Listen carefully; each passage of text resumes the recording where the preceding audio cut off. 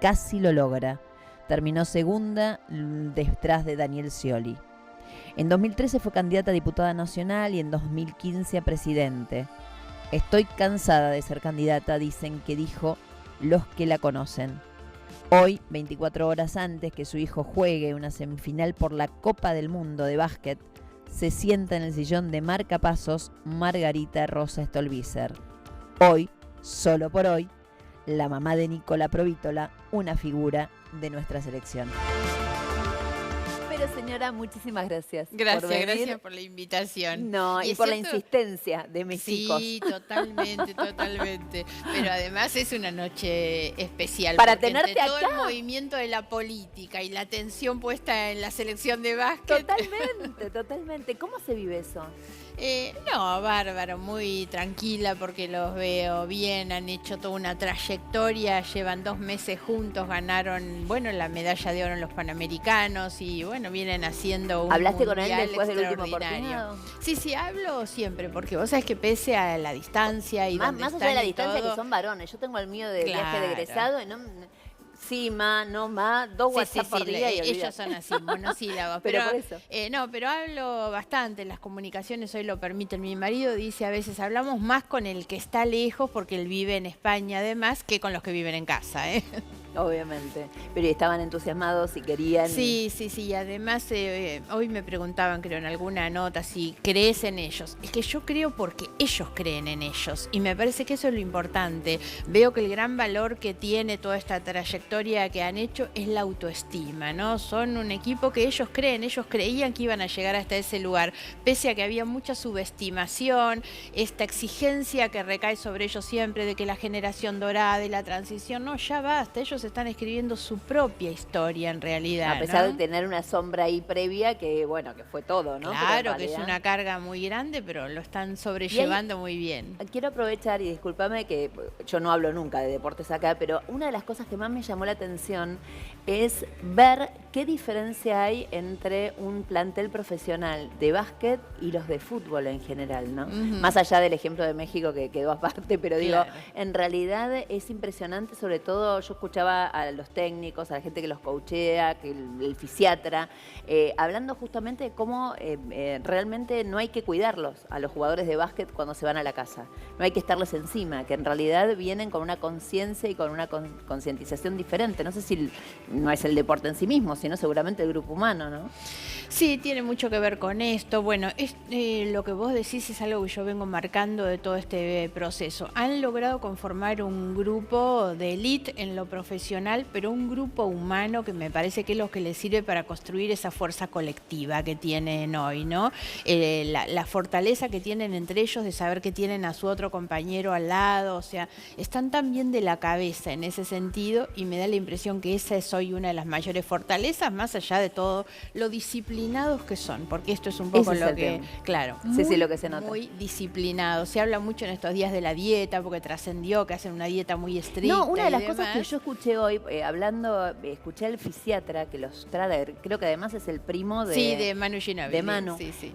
Paulo Macari. Me decía que él sacó a uno de los jugadores de un esguince grave que había tenido sin un solo analgésico. No, porque además nosotros tenemos la idea de que Entonces, un esguince es una cosa tremenda, y Facu Campazzo, que además es el base titular de la selección, que está jugando extraordinario, y tuvo un esguince en el último partido amistoso. La verdad es que todos temblábamos con eso, porque uno no se imagina que puede tener una recuperación tan rápida, y eso fue en gran medida de Paulo, que bueno, que hicieron un tratamiento y Facundo entró y la está rompiendo. La está rompiendo, ¿no? Sí, obviamente. Bueno, ya está. Ya está. El recreo fue, vayamos a lo nuestro, que desde ahí nos conocimos. Pero me encanta cuando a mí me dicen que soy la mamá de Nico. Es que pasaste a ser la mamá. Claro. A mí me da mucha gracia, porque sabes que, nada, obviamente en esta cosa autorreferencial, mi hijo mayor, hace muy poco uno de los compañeros lo estaban cargando con sus padres respectivos, ¿no? Claro. Lamentablemente, pobre chico, no tiene para salvarse, o por uno o por el otro. Claro. Y dice, no te preocupes, en poco tiempo ellos van a ser mis padres. Es así, es así. Y me encantó su autoestima. Mis hijos han cargado tanto con esto, y Nicolás sobre todo, en las canchas, que yo iba a acompañarlos a ellos y había un periodista que venía y me hacía una nota, o un padre que venía y me hablaba de política, y ellos eran los hijos de... y ahora no, ahora yo llego a algún lugar y la gente dice, ay, mirá quién viene, la madre de... La madre de. Sí. Bueno, dejemos de la madre de y hablemos de vos. Estás viendo, esto es una de las primeras elecciones en los últimos tiempos que te ve de espectadora. Absolutamente. En muchos tiempos. Creo que no he dejado de ser candidata, si no me equivoco, nunca desde el 97, me parece. Sí, sí. Siempre. Es la primera vez que estoy como mirándolo. ¿Hice bien la cuenta? Sí. Muy de afuera. 32 años. Claro. Impresionante. Sí, ¿Fuiste candidata? Sí, bueno, siempre en los periodos que te tocaba reelegir o lo que fuera. No, pero es que en los periodos en que yo no reelegía, pensá que fui 4 veces diputada nacional, en los que no reelegía era candidata en cargos ejecutivos. 3 veces a la gobernación, 1 vez a la presidencia, y entonces ya con eso completás todos los periodos. ¿Cómo se ve una campaña desde afuera y más en este contexto, no? Sí, más que la campaña, te diría cómo se ve la Argentina, ¿no? Y bueno, Liliana hacía una descripción muy puntual del día de hoy, pero esa es la Argentina. Lamentablemente lo que pasa hoy en la calle es la demostración del fracaso de un gobierno que llegó con una expectativa enorme y terminó frustrando esa expectativa, desencantando, defraudando a mucha gente, porque no hay que mirar solamente el problema de la economía. Los problemas de la economía son la demostración de la impericia de quienes nos quisieron vender que tenían el mejor equipo económico y evidentemente no lo tenían, de mediocres para abajo, pero me parece que hay una cuestión mucho más de fondo, que es la política, que es lo social. Nunca alcanzaron a entender la política. Yo creo que no les gusta, me da la impresión que hay un desprecio por la política, no todos. Pienso que no es lo mismo Larreta y Vidal que lo que es Macri. Macri desprecia la política, desprecia el Estado también, y esas son las cosas que nos ponen en un lugar muy distante, porque nosotros creemos justamente en que el Estado tiene algo mucho que hacer frente Tenemos a su biógrafa acá, sociales. Una de sus biógrafas, Claro, así que en un rato va a tener para darle seguramente. Ahora, Margarita, de alguna u otra manera, el hecho de saber, por lo menos el resultado de las PASO, ¿no te transforma a vos del lado de los perdedores? ¿En qué sentido? Fuiste una de las que más presentaste denuncias contra Cristina. Y Cristina, de alguna u otra manera, está volviendo. A ver, podemos hablar en particular de eso, pero siempre hago la aclaración y lo he demostrado. No tengo un doble estándar como primera medida. No he hecho denuncias contra Cristina. A mí lo que me para no es ninguna animosidad contra nadie, sino contra la corrupción. Yo veo que hay un delito, o lo que yo creo que es un delito, porque quienes lo van a decir son los jueces, no yo. Y hago una presentación. Tal vez hice tantas o más presentaciones contra funcionarios de este gobierno que contra los del anterior.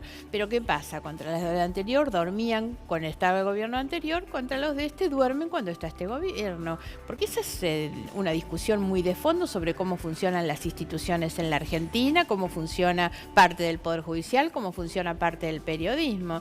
Entonces yo puedo decirte que siento una frustración de tipo personal, que es decir, bueno, mucha gente no entendió, o están dispuestos, digamos, a que esto vuelva, porque el riesgo siempre es eso. Ahora, perdóname, mientras nosotros hablamos, han puesto en primera plana imágenes del piquete, más que nada porque recién llegaba un batallón de policías y tenían, digamos, nada, están ordenando, digamos, tipo cordón alrededor de este lugar. Justo estamos hablando de lo que significaba la gente en la calle, nada. Claro, pero además me parece que lo que uno tiene que analizar es eso, que es la motivación del voto. Yo pude hablarle a mucha gente de la corrupción y de todo lo que pasó. Ahora, si no entiendo que la prioridad de esa gente hoy es comer. Claro. Es comer, y no solamente comer, porque yo digo, vos tenés el problema del que no tiene la comida en la heladera, no le puede dar la comida a sus hijos. Emergencia alimentaria de hoy. Ahora, tenés, y me animaría a decir que eso es muy grande y muy importante en términos electorales, a los que se iban de vacaciones y no se pueden ir, a los que tenían un kiosquito y tuvieron que cerrarlo. Salían a comer afuera una vez por semana. Exacto. Los que iban al cine, Margarita. Exactamente. Entonces me parece que ahí hay un grupo demasiado grande que son los que empiezan a sentir esto como una situación de carencia o algo que se les ha quitado, que que creían que legítimamente tenían y hoy no, y me da la impresión que eso es mucho más fuerte que la otra situación. Pero tengo ¿no? una pregunta, ¿vos estás dentro de los que dividen de alguna manera la institucionalidad diciendo acá está la República y acá no? No, realmente no, porque yo soy muy crítica de los anteriores, creo que cometieron delitos, creo que son responsables de la corrupción, sobre todo quienes ejercieron, concretamente Cristina Fernández. Ahora, no creo que los que están hoy sean los impolutos que vienen a defender la República. Por eso te decía, he hecho muchas denuncias contra los que están también en este gobierno, y me parece que si hay una deuda que tienen quienes están en este gobierno respecto de las expectativas que generaron, es que no fueron ni lo prolijo ni lo transparentes que debió haber sido cualquier gobierno después del kirchnerismo, donde lo que tendrían que haber demostrado es que se puede gobernar honestamente. Hoy lamentablemente está cada vez más instalado en la sociedad que corruptos somos todos, que todos los políticos roban, entonces bueno, los otros por lo menos me daban de comer. Esto es muy perverso en realidad, y lo que estamos obligados a demostrar es que se puede gobernar con honestidad, con decencia y también con compromiso social, porque la política tiene que ser eso, es la herramienta para mejorarle la vida a la gente, sobre todo a los que la pasan mal. ¿Lo ves distinto a Alberto Fernández de Cristina? A ver, te diría que ¿Lo sobre conoces? todo, sí, lo conozco, no tengo amistad ni relación con él, pero lo conozco. Hay algo que me parece que hay que ver, que es después de la PASO, si uno compara en términos de reacción, no me refiero a Cristina, que casi no habla, apareció. pero entre lo que ha sido la reacción de Alberto Fernández y la reacción del gobierno, la reacción de Alberto Fernández es mucho más madura. Vos lo escuchás y habla medianamente sensato. En el gobierno han hecho todo mal, no solo antes de las PASO, sino después de las PASO Lo que también. pasa es que tiene que ver con algo que yo le tienen decía menos recién credibilidad. a Liliana Franco. El peronismo, quieras o no, está más curtido en la derrota. El macrismo la primera, literal. Después de haber tenido poder, ¿sí o no, Gaby? ¿No es la primera derrota del macrismo? Es la primera derrota del macrismo, sí. Claro, después de Desde el tener gobierno, poder, es la primera derrota. Y digo, uno, lamentablemente, estamos también asistiendo a su aprendizaje de derrota. Sí, claro. Bueno, me parece que habrá que ver de todos modos qué es lo que pasa después. Es toda una cuestión para analizar qué es lo que viene después, ¿no? Yo aspiro y desde luego que tengo la expectativa que estas cuestiones sirvan para reconstruir un sistema político que está muy averiado, porque yo creo en la política como herramienta de transformación en realidad. Ahora, ya estoy grande para algunas cosas y me parece que tenemos que pensar también cómo reconstruir un sistema sobre la base de alguna gente nueva que puede ir surgiendo.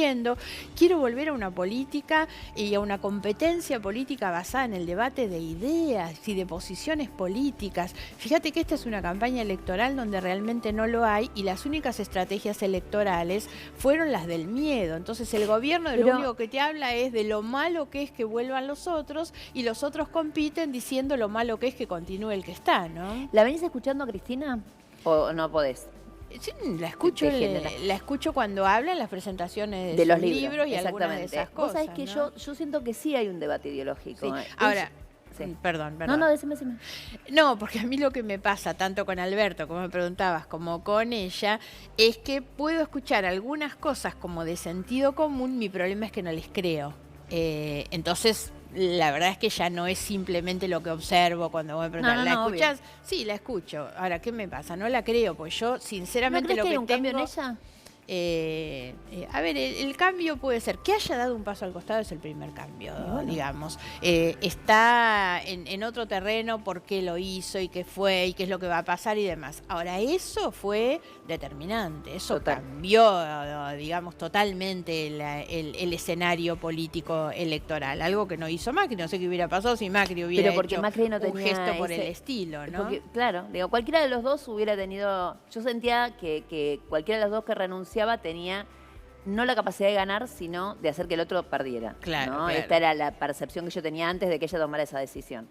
No se retiró del todo, pero se puso en un segundo Yo creo lugar. que igual las causas, digamos, del resultado podrían ser muchas. Me inclino mucho más con que la cuestión electoral y el muy mal gobierno que no dio respuestas es la razón principal. Volvemos ¿no? a por qué fue gobierno Macri. O sea, por culpa de Cristina, de alguna manera. Bueno, yo en la campaña del 2015 decía eso, Macri es el candidato ideal para volver.